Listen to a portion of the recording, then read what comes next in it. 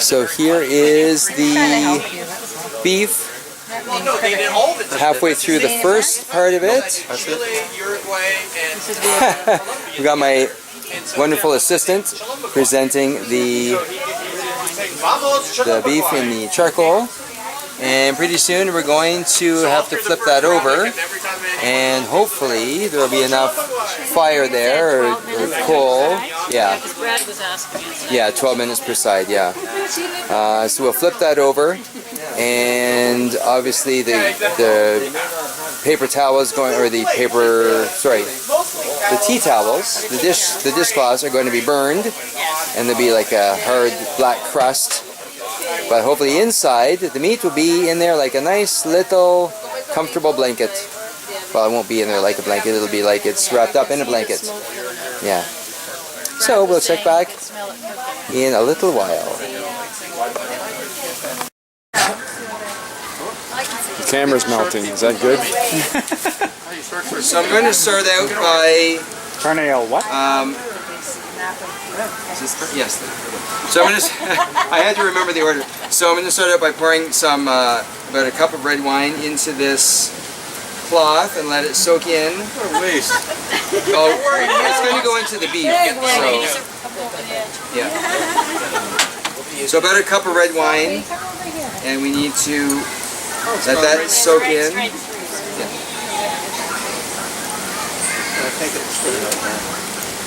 Yeah, it's going to be hard to wash this out eventually. So I let the wine soak in nicely here. And then what I'm going to do is I'm going to take the beef tenderloin that we have. Did he wash his hands? I licked them clean earlier. Oh, okay. Yeah. That's all right then. Did you lick the table too? I did not lick the table, no. So we have the beef tenderloin that I had sitting in a plastic bag with rosemary, fresh rosemary. And I just put the tenderloin in the middle here. Yeah. And then now wrap this up nice and tight. Now some of the wine is still seeping through, but Max, are you getting all this? wrap this up as tight as I can. You cook it in the cloth? Nope, not at all. So I'm going to wrap this up nice and tight in the beano, in the cloth. I see a white spot. You see a white spot there? Yeah. There it is. What's with the peanut gallery? And then what I'm going to do, I'm just going to sit this off to the side for a moment, and I'm going to get a cloth that has been soaked in water. The Michael Ralph's cooking show? Michael Ralph's cooking show. And so then what we're going to do in this is we're going to pour out a ton of salt. Well, it's probably not a ton, but it's a couple pounds of it at least. And so what this does is when we put this on the barbecue, the salt crystallizes and forms a shell, and it protects the beef. And so the beef then will absorb the flavor of the wine.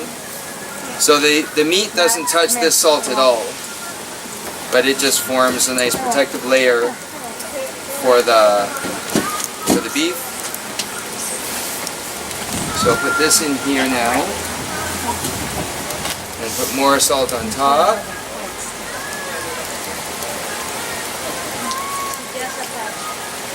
Just a little bit of salt for flavoring, just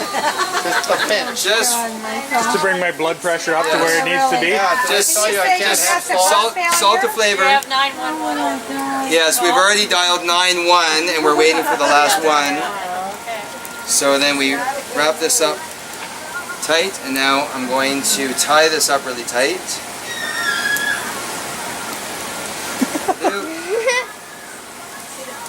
And so after I tie this up really tight, we're going to put this right on top of the charcoal that you might notice burning over to the side there. But I see 2 things for charcoal and 1 thing of beef. Oh, it's a surprise. I'm going to Your engineer lines of work. tie this up really, really tight. I think that's my math mind. Okay. I can count to 2. You can count to 2? That's I terrific. can count to 2. I associate math with engineers too, right? I don't think engineers are really that smart, to be honest with you. Okay. Oh, that's good to know. So I'll just tie this up really tight here. They're just very practical people. Are they? They're super practical. Does it depend on the time? Mike, are you gonna clean the mess up that's on Oh, the floor? probably a little bit. Is there a mess on the floor? String, yeah. Yes, I will clean that up. That was great. Thank you. I like that part So- the best. So I'm going to put this on one of the grills here.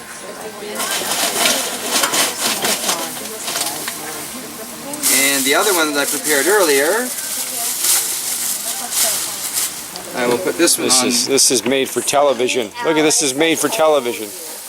Okay, so do we want the fresh one or do we want the stale one when we go to eat? That's a good question.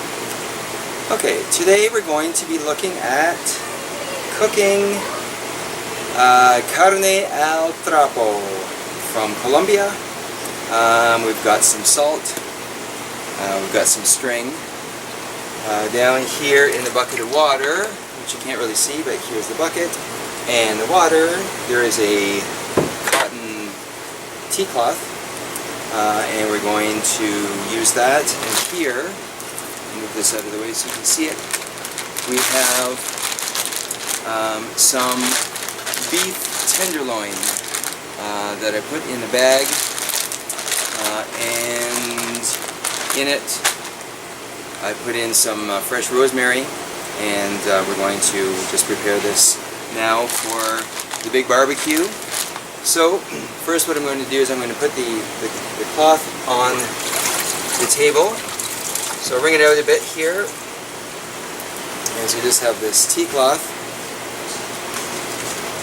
and because it's cheap I don't mind that it's going to get destroyed. Then we'll take the salt, and we're going to just absolutely pour tons and tons of salt here. Because what the salt does, salt actually produces a casing when it gets all hot. And it's going to encase the meat. But we're just preparing this ahead of time before a big fiesta. And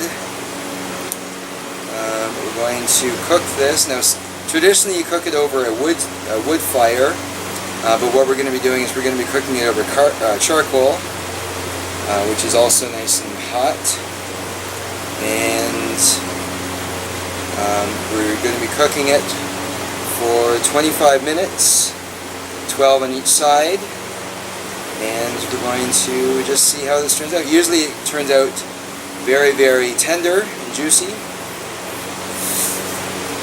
I'm going to be showing a modified version of this later on when people are with me here. But right now, I'm just going to show this method. So I'm going to grab the beef tenderloin. It's got the rosemary on it, and that can just stay there. And I'll just continue applying the salt.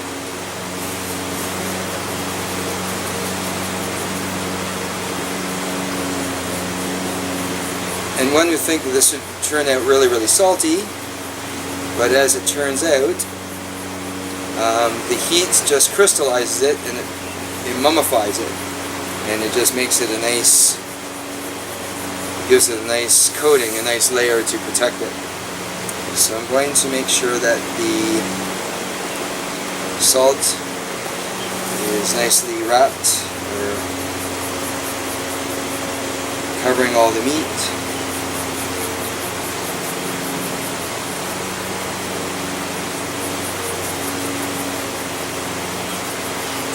and I'll show you the different stages as it goes. We'll see how it works out in each of the stages, and get the opinions of people as they eat it. Hopefully they'll be impressed and amazed and enjoy the meat. Because if not, then I have not done my job very well. So I'll wrap this up. And now I'm going to tie this up. So this is a damp cloth, and I'll tie it up nice and tight. And then I'm going to put it in a plastic bag, put it back in the fridge for now to let it stay nice and moist and damp until we actually cook it. Usually we want to do this just a few minutes before we cook it, so it just goes right on the fire, but in this case I wanted to show this ahead of time to get one of them prepared, and then the other one I'll prepare in front of my guests. So we want to tie this up nice and tight here.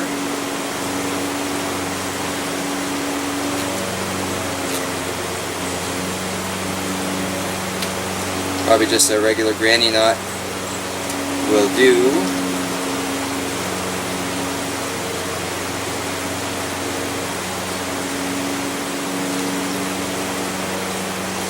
And then I'll just wrap this around, all the way around the beef.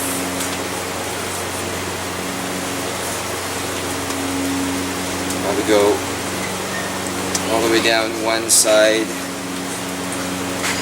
down the length of it, and then back again. Maybe a couple times, make sure it stays nice and tight, because we don't want this to be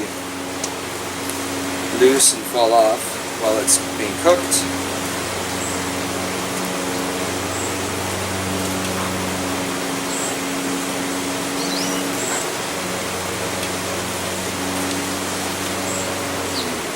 There we go. So it's going to be nice and mummified here, and then the meat that comes out of it traditionally is very, very tasty. So this is I think my third attempt at doing this, and it's turned out well in the past. I'm just hoping that this new technique of letting it sit for a while will also work out. But like I said, I'll show you a different form of preparing it when the guests are here, and you'll see, and you can then make your decision which one works best for you. So this is what it'll look like, and we'll put this right on the hot coals, as you'll see. Put it on for 12 minutes as I keep knocking things over. Flip it over after 12 or 13. Take it off the fire, chip off the charcoal, and then we'll let it rest for a while, and then carve it up and see what people think. So that is how to prepare the Carne al Trapo with the beef tenderloin, and we'll see how it turns out as we progress through the afternoon. Alright, hasta luego!